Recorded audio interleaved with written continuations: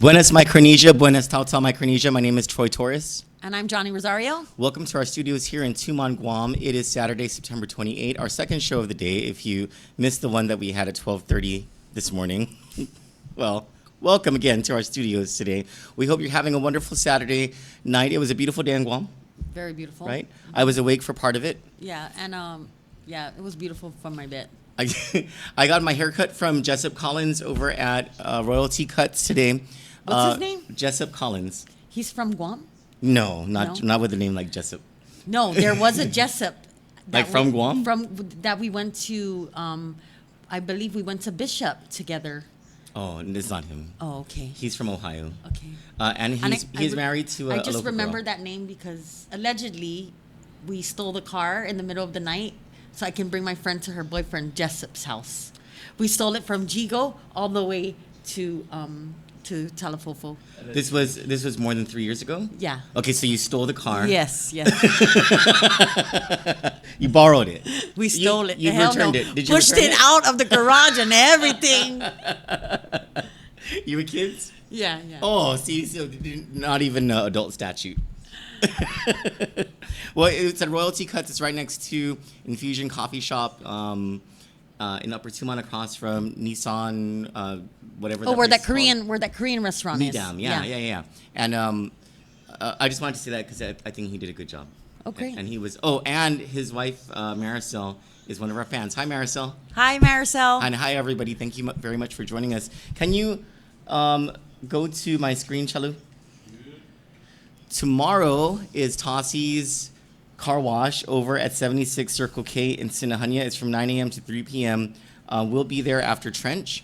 And it's a $5 donation. You can donate anything you want. You know, if you want to donate $20 because you got an Armada or whatever. You want to donate $500 because you're Johnny's nice. Pretty. That has nothing to do with me. But if you want to donate $500 because you're going to watch Troy wash your car, make sure you come on down. You can spray me with the what do you call that? The hose? The hose. So we'll be there washing cars after Trench, and this is for a great cause. This is to send Tassie on a volleyball tournament in Manila. It's because she belongs to the George Washington High School girls volleyball team, and she's a very good, very strong player. And if you go there, you'll hear her mom. You'll hear that name, Tassie. Vanessa is a very, very lovely lady. Yes, she is. Very good lady. Very good heart. Yeah. So please come on down. If you want to watch us wash your car, we'll be there. More importantly, if you want your car washed, and even if it's raining, just get your car washed because it's for a good cause. So the first story that we have for tonight is a rape that is alleged by prosecutor Christine Santos Tenorio. She's a tough prosecutor. This is People of Guam versus Alex Amor Alexander. He is going to be 42 years old the day after Christmas this year. Whether he'll be free to celebrate Christmas with his family or in jail is completely up to the judge. He is charged with first-degree criminal sexual conduct as a first-degree felony. That's the harshest, right? Mm-hmm. And third-degree criminal sexual conduct as a second-degree felony. Can you... Okay, good. The victim's name is on here.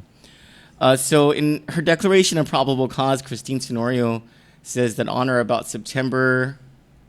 There's a correction here. 2017. So yesterday at approximately 11 a.m., GPD responded to a CSC complaint reported at a GGO school. A 17-year-old female minor disclosed to school officials that she had been sexually assaulted at her GGO residence by Alex Amor Alexander, who shares the same household as the victim. This is many times. This is how it happens. Mm-hmm. It's many times. It's people close to you. Yeah. On or about September 23, between midnight and 1 a.m., the victim was sleeping in her bedroom when she awoke to the defendant's voice. The defendant told the victim, "I need your help with something. I want to have sex." The defendant then removed his clothing. The victim told the defendant that she did not want to have sexual intercourse with him. So she said no. The defendant then gripped the victim's shoulders and forced the victim into a supine position on the bed. The defendant then held the victim down and removed her clothing. The victim tried to push the defendant away, but she could not overcome the defendant's strength. The defendant then spread the victim's legs and held the victim down by gripping both of her wrists. The defendant then forcefully inserted his penis into the victim's vagina and had sexual intercourse with the victim. The victim felt intense pain in her pelvic area. The victim urinated after the incident and felt a burning sensation in her vagina. The defendant returned to the room and apologized to the victim for what he did, telling the victim that he did it because he was smoking ice.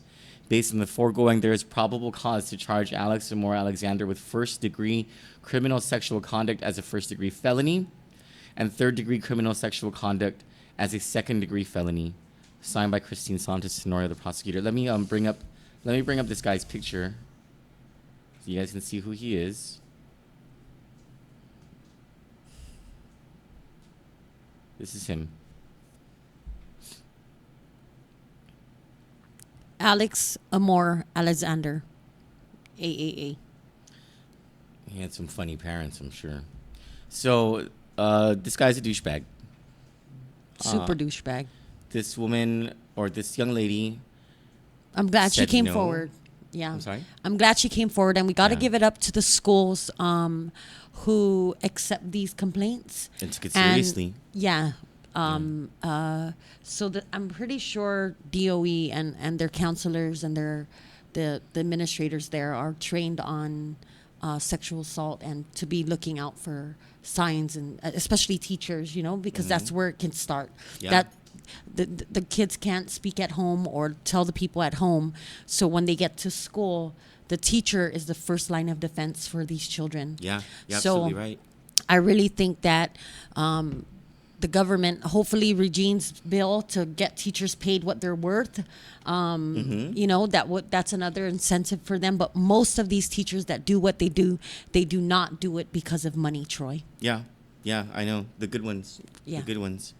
So we're not going to take a break because we're kind of in, we have some things to do and I have to get to sleep because I'm doing that trench thing tomorrow. Yeah, and I'll be holding a sign that says, "You look fat," so you can go faster. So we're going to get to our top story, or our first story tonight. We have two top stories tonight. We'll get to the first one with Johnny Rosario. The people of PD may not have been warned, but a woman and her 5-year-old daughter are suffering dengue infection, and they contracted it from a football field behind Jose Rios Middle School. The woman, whom we will not name to respect her health privacy, believes she is the latest case to be reported as a confirmed patient. She believes she is the person whose residence is referred to as Barragata Totu, explaining she lives in an apartment in Mongmong Totu, Maiti, but that she and her family often stay at her parents' home in Barragata. She told Department of Public Health and Social Services officials this in a long interview that they had with her following lab work ordered by her doctor. On September 14, the woman, who is in her 20s, suffered a mild stroke. On September 19, she saw her physician, Dr. Vincent Duenas, with a fever, and he ordered lab work. On Monday, September 23, her condition worsened, so Dr. Duenas told her to go to the Guam Memorial Hospital emergency room right away. Her lab results came back while she was at the ER. The results showed low platelet counts, according to her, and GMH officials immediately suspected dengue infection. A mosquito net was placed over her bed while she was on IV for nutrients.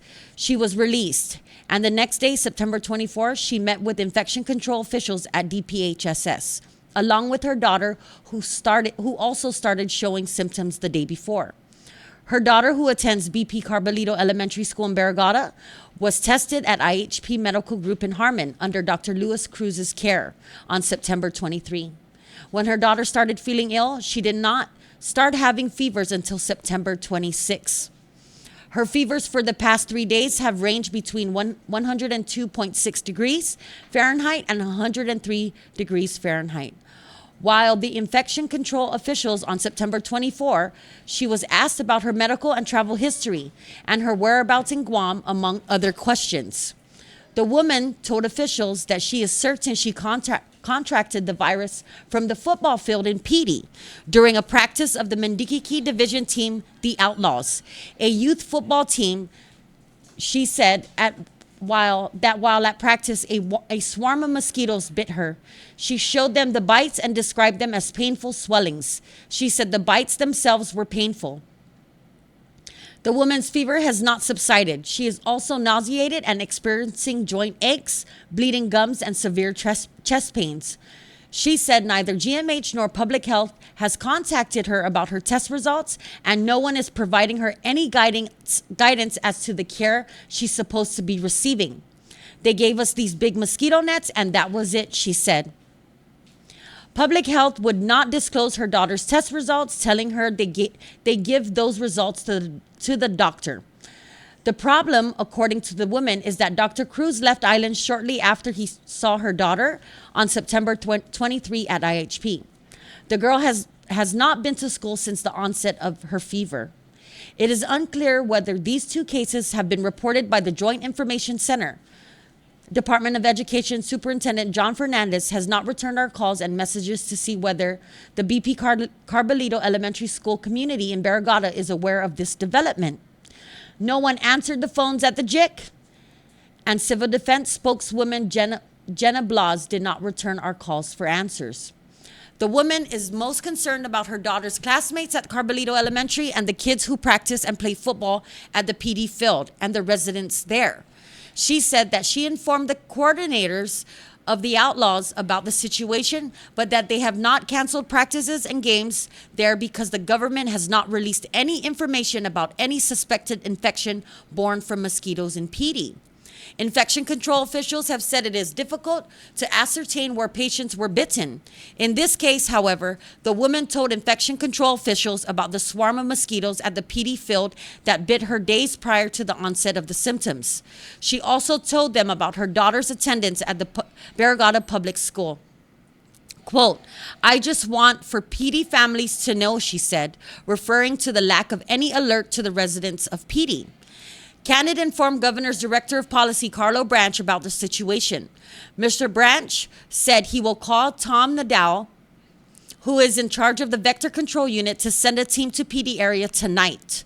Mr. Branch also said that the patient referred to as living in the Barrigada Toto area is a male. He said officials will try to get to the bottom of this matter.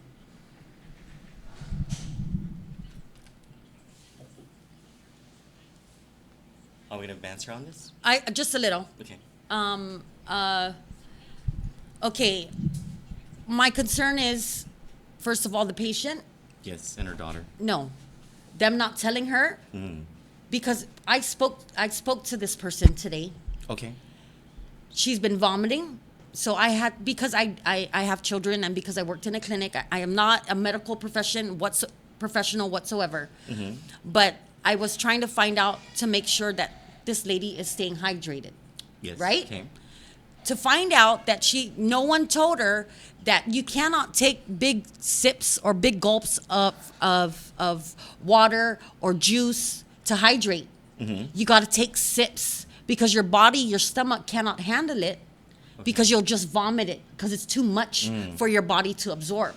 So you need, whenever you're dehydrated, and because dengue gets you dehydrated, you have to take sips, 4 teaspoons every hour, just teaspoons, sipping it. You cannot gulp.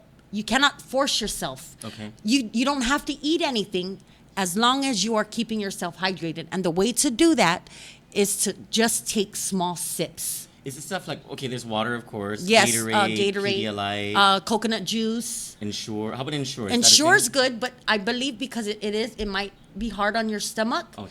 Sips of that. Especially when you're nauseated, right? Yes. Does the nausea... okay, so I know we're not doctors or anything, but you did diagnose my Bell's palsy that one time. I thought I had a stroke. Does the nausea... is that what also helps to, or what also makes you vomit? It makes you vomit, right? Yes, yes. So the big gulps while you have nausea, not a good thing. Not a good thing, and the big gulps because your body can't absorb it because it's so much, your body's freaking out. Yeah. You have to only take sips so your body can absorb it because you want it to absorb. You're not trying to make it go through your system. You got to just keep hydrated. That's the only way to beat dengue. Okay. And that was We did watch those 2 videos by the Dr.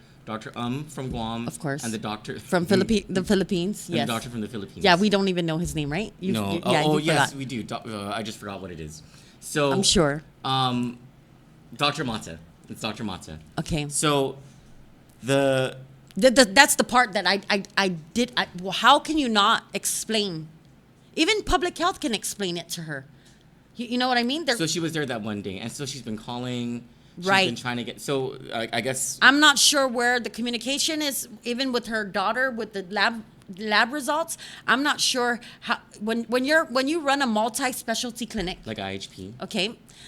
Whenever a doctor is not there, there's other doctors there to go through your medical record to get the information that needs to be given out. Mm-hmm. So I'm not sure where the communication is ending there, but just to keep, I told her that if things worsen and she feels like it is, they're gonna go straight to GMH. Okay, good. So- and that's where people should go if they have Yes, symptoms. yes. Especially if they don't have access to a healthcare provider. But sometimes you don't have your family or anybody to take you. You could be alone. You know, you never know. So call civil defense at that point. I or no, 911. because how you gonna why are you gonna call civil defense? They're not even gonna answer. No. There's a number to call at civil defense. And where what is someone that number? Always answers. It's 475-9600. That's the watch desk. Or but go if to it's the an hospital. emergency, Go it's to the hospital. 911. Yes. Okay. Don't feel shy about calling 911 if you have symptoms of dengue and you don't have anyone to take you. The medics will take you. So there's that. There's this. Okay. So there's this issue about, because this is a popular story. There's this issue about the people of PD not knowing. Mm-hmm. And so in your story, you said, granted, the officials are saying it's hard to determine where it was contracted, right? Yeah. Where the mosquito bit you. But in this case, the woman is saying, I'm She knows, certain yeah. it was at PD, so why aren't you guys telling everybody? That if they're gonna sit there and get travel history and where she's been on Guam and what she's been doing, that should have been part of the whatever file. So they should have warned the parents that are part of the Mandikiki Football Association and Jose Jose Reyes. Reyes Middle School and the people in PD. So John Fernandez did respond to us, and he said he is unaware of infection of any students at BP Carbolito. Of But he's course. going to check. And also there's the Jose Reyes issue, you know. And this how we're gonna beat dengue is to get the information out as soon as possible. Well, it's not an outbreak, remember the governor said. I know. It's cases. No, let's talk about that. Cases. Let's talk about that. The main reason why she's not calling it an outbreak is because of financial reasons. For tourism, for them not to, so people can still keep coming over so that we don't lose money. That is her main concern, and that is the reason why she said it's not an outbreak, Troy. Yeah. I saw that in the paper today. Amazing, in a bad way. We have Joe Patrick Cruz Canatis saying hello, everyone, and senators. Gina on my watch party says hi, Troy Torres. So I said hi to both of them. Rita Arceo says good evening, Troy, Johnny, and Eric. Oh, P.S. everyone, it's our 1-year anniversary today. It is. Francine Ovali says, thank you to this lady for sharing. Been worried about Carbolito since it's within, it may be in the 200-meter radius of harvest. And that's a very good point. Yes, and the more people that shared their stories about how the government neglected their duty to inform patients of how to handle this dengue, we need to let them know so the next incident they can work on it and get better. Yeah, and well, hopefully there's not, but there always will be. Kenneth Santos Cruz says good morning from Virginia. Gemini June said lower volume.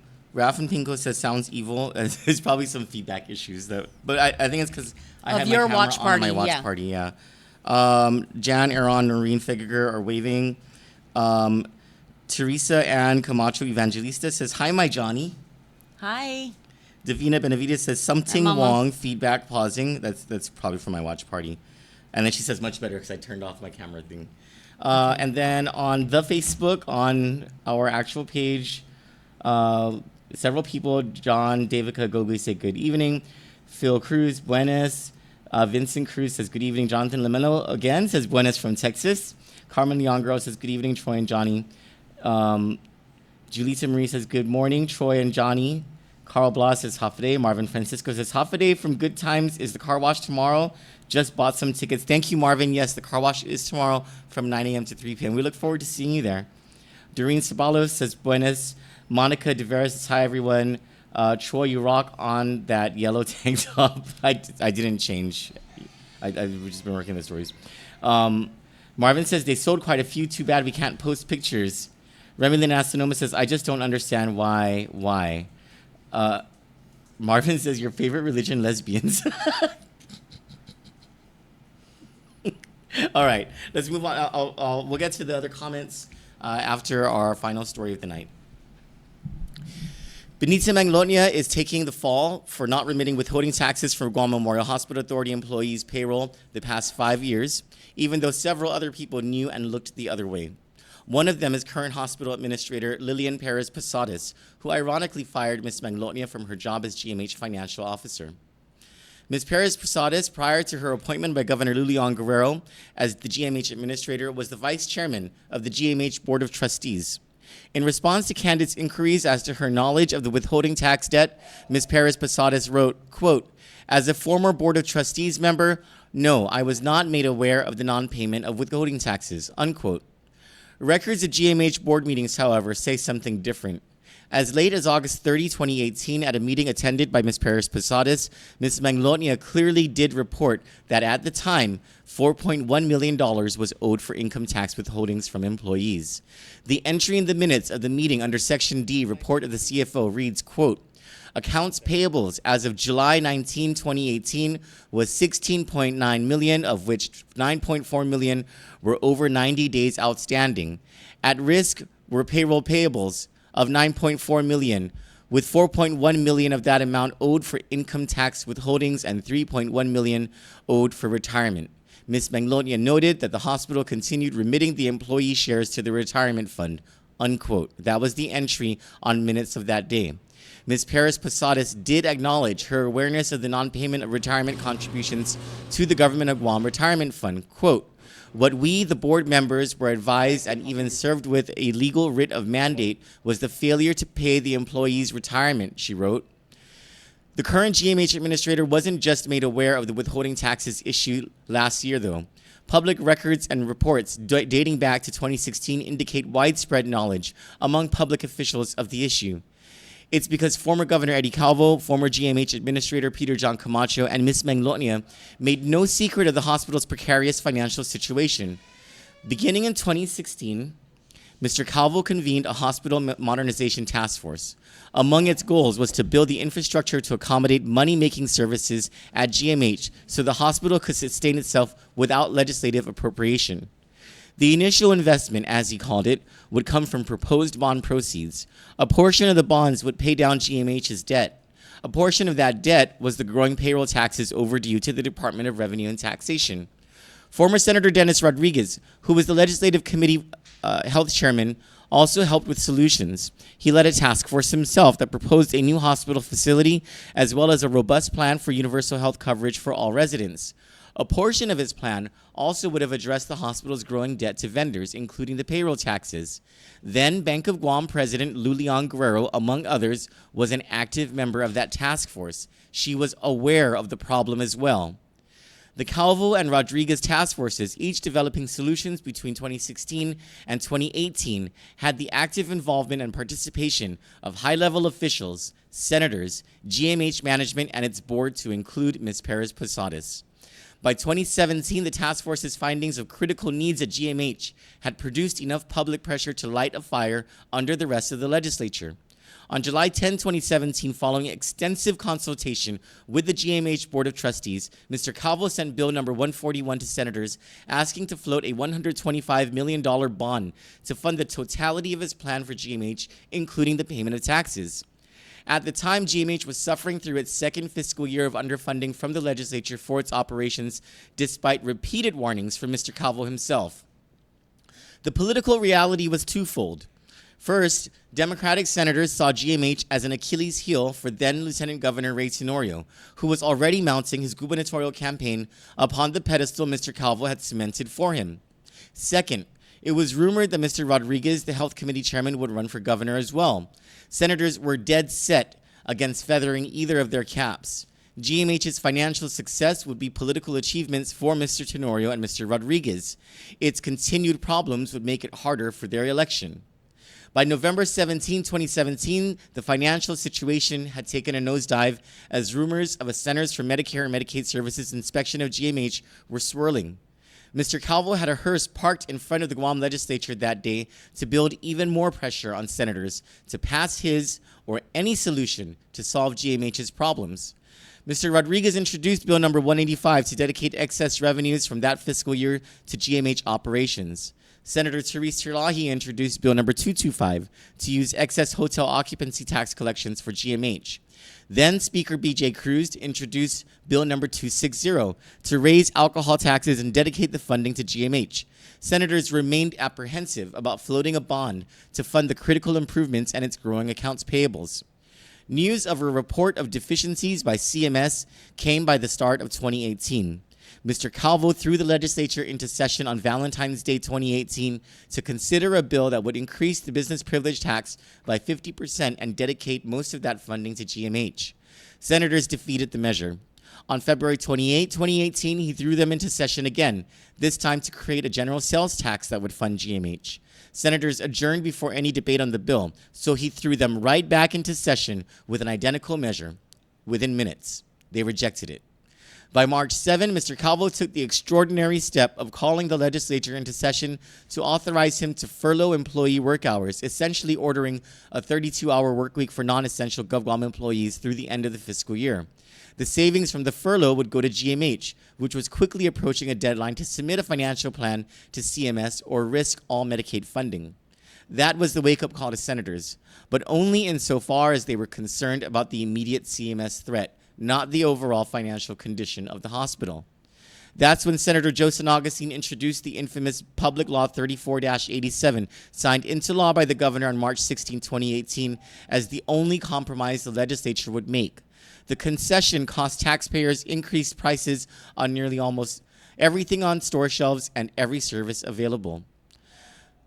The St. Augustine law increased the BPT by 25%, with some of the proceeds benefiting GMH, but only for CMS corrections. Senators, by the time they were done decorating the political Christmas tree, had found one pet project after another to planta from the proceeds of the tax increase. Ms. Manglonia and Mr. Rodriguez led the chorus against the non-prioritization of funding for GMH. In hearing after hearing, Ms. Manglonia implored senators to provide the funding GMH needed to sustain itself and, at the least, to pay its debts, including the payroll taxes. Senators, hospital officials, and its board, to include Ms. Perez Posadas, clearly were aware of the problem. Despite this, on several occasions, it was only Ms. Manglonia who would endure the scrutiny of senators through the several hearings held on these matters. Mr. Rodriguez introduced several bills, each geared at solving the GMH and tax refunds funding crisis. One of the measures would have removed the special privileges in the BPT law that exempt banks from paying taxes on actual gross receipts. In a meeting at his office in March 2018, members of the Guam Banking Association, to include Ms. Terlahi's Ms. Leon Guerrero's Bank of Guam, vehemently opposed the measure. Mr. Rodriguez explained to them that GMH needs the funding. None of the members relented and actively lobbied other senators against the bill. But Ms. Leon Guerrero's culpability in the GMH financial crisis is mired directly in irony itself. Upon entering office in January 2011, Mr. Calvo was apprised of a $21 million debt GMH owed to the retirement fund and to DRT for payroll taxes. The chairwoman of the GMH Board of Trustees at the time, banker Lou Leon Guerrero. On the morning of February 17, 2011, Mr. Calvo fired Ms. Leon Guerrero and the other members of the board for hiding the major financial discrepancy, among other reasons. It is a debt and a mess that Ms. Manglonia was sent to clean up when she was transferred from her post as one of the most decorated directors of administration in Guam history to help the hospital as its CFO. Following her arrival, Ms. Manglonia did stabilize finances there. She got the billing systems working better than that of Guam Regional Medical Center, which still struggles with its system. She hired coders and streamlined the business office while prioritizing funding to the medical staff, medical supplies, and patient care. Her decision to pay for areas of patient care against the growing payroll tax debt was set against the fiscal reality that the legislature had not provided enough funding to take care of both requirements. And the decision was hardly hers alone. She made these decisions in concert with the Board of Trustees, which Ms. Perez Posadas was the vice chairman of. The same Board of Trustees Ms. Leon Guerrero was the chairman of. The unfortunate irony is that when Ms. Leon Guerrero and Ms. Perez Posadas needed someone to take the fall, they chose the person whose contributions have most benefited the financial affairs of Guam Memorial Hospital. Ms. Magnolia was the director of administration when Mr. Calvo solved the tax refunds crisis in 2011, and when the deficit was eliminated for the first time in 20 years in 2012.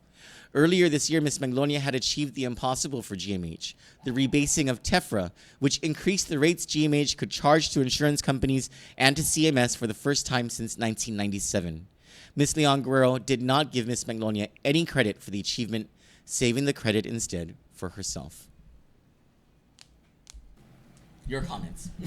I hate her. No. She needs to figure this out. I am. It doesn't surprise me that she did this to Miss Manglonia. Mm. This administration, Yeah, don't surprise me either. All of the financial problems within GMH, I only started learning about it last year when I was watching that whole... The hearings. Yeah. Yeah. It's actually a very complicated mess because it's been an issue of underfunding for several years. They did get it under control in Calvo's first term. Well, not under control completely, but it began to stabilize, and that's why Benita was sent there. So Benita stabilized it, and then the legislature just stopped funding it like it should have funded it. And they did that on purpose. They did that because they didn't want rates and oil to get any credit. That was the first reason. The second reason later was they heard Dennis was going to run for governor, and he was the health committee chairman. So the legislature wasn't ready to feather their caps with a political achievement like that. This GMH is a big political deal, right? It's the hospital. But that's how messy and ugly politics is. And they fired the person who did the most to benefit GMH. Now, was the decision to withhold the payroll taxes a correct decision? Of course not. But the other decision, only other option there was not to fund medicine, medical supplies, doctors. I have a question. So, if their payroll taxes weren't paid, were they still receiving refunds?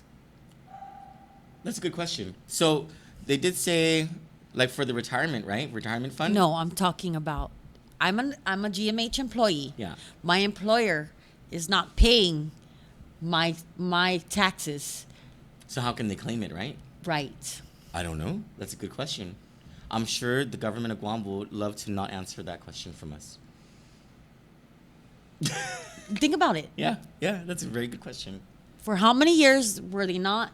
The Leon Guerrero administration said, these are for the years so and so, not 2018 when I'm in charge.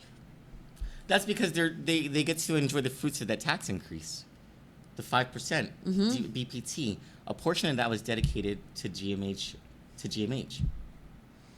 So if they, for so many years, they didn't pay payroll taxes, me as an employee, and I filed my tax return, was I still getting, even though my employer wasn't paying? I mean, if not, then I guess those employees would be able to file a suit against the government of Guam because that's their money. I think they all just covered it up. The government covered it up. Well, actually, the government's been saying, well, at least in the last administration, the government was talking about it, and the legislature knew about it. I don't know. What would the IRS say? Maybe no one asked that question. What about the IRS? I don't know what their involvement is with Guam taxes. I'm not sure. I know it's rev and tax, because it's like a mirror system code or whatever, Yeah. but I don't know if the IRS has any oversight except in the Section 30 monies. Well, maybe we should. We should have oversight. Dear Congressman Nicholas, it's one of those issues where where the sort of track that he's taking to force the local governments to do what's right using a federal hand might be something that he would be interested. Maybe we can ask him at the town hall meeting, because he is accessible and having a town hall meeting sometime in the first week of October. Yeah, and I would love to meet these Fina Maipi and all these people trolling with fake accounts. I would love to meet you guys. This tabloid, Candid News, would love to meet you, all of you. Sister Georgine says Jessup Jesus. There you go. Told you there's a She Jessup. says he went to Bishop with us. Leche, you guys all went to Bishop together with Marie Sablon. And, Yes, we did. Angela Torres. Yes. Anthony Choco says, Buenas everyone. Remy Lynn at Sonoma says, I know everyone deserves a second chance. Hell no, keep him where he belongs. Too many excuses using meth. They're talking about Alex Alexander. Amy Jackson's asking, what did I miss? 2 big stories. We'll fill you in on the bullies chat. Rosalind and Michael Cruz say shared the love. Thank you very much for sharing. Can you guys share our live stream? Thank you. Amy says, can't wait to see everyone at the car wash tomorrow. Us too. John Salas says, Hafide Guam from Texas. Amy Jackson says, and happy 1 year Candid. Georgine said, you just had to say Armada. Georgine has lots of cars. Francine Marie Ovale says the sugar. Our auntie from another auntie says, how about ice chips? Francine Ovale says, it's not going to help in Gatorade. Oh, the sugar is not going to help in Gatorade for hydration, I guess. Anthony Mendiola says, ice chips are good. Oh, that's where the hospital gives you ice chips. Okay. Francine says, thank you to this lady for sharing. Been worried about Carbolito. Okay. Keep the kids hydrated. Happy anniversary, Candid, from Monica, also from Dinga Netterdog and Raynette Sablon. Thanks, guys. Rosalind and Michael Cruz say the same thing. Tony Paul says, Hafide, hope everyone has a good time. All the time. All the time we have a good time. Hi, Kathy. Hi, Maria.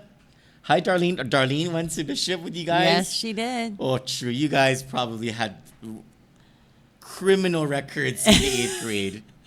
Hey, I can just see it now. Someone brought a gun to school, Chalo. Don't tell people who did it. No. And they didn't even get arrested, Chalo, or would it be a member of the Guam legislature? I'd rather not say. She's probably like, we love you. We love you, person Guam. and Guam. Are we done? Are we done? Prim? Yes. Mom's waiting? Oh, shoot. That's right. Okay. Yes, we're done. We love you, Guam. Good night.